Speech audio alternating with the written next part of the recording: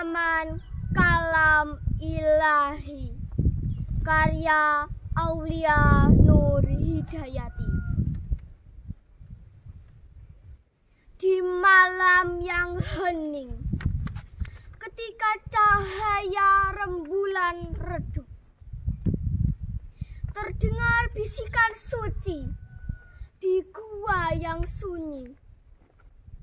Bacalah sebuah perintah yang menggema dari Allah Ta'ala, memecah sunyi yang mengguncangkan jiwa. Dengan menyebut nama Tuhan yang Maha Mulia, yang menciptakan manusia dari segumpal darah,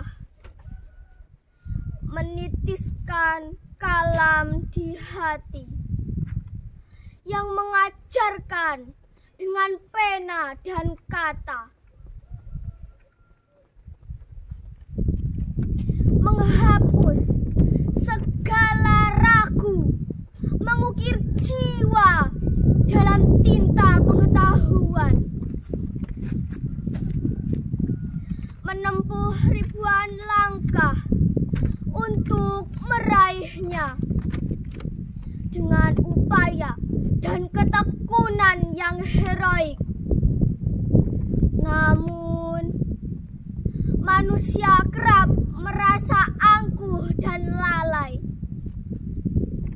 mendustakan nikmat dari Allah yang menuntun dengan kasih yang luas. Maka janganlah meninggi meski kuasa sudah kau raih. Ingatlah asalmu dari tanah yang hina,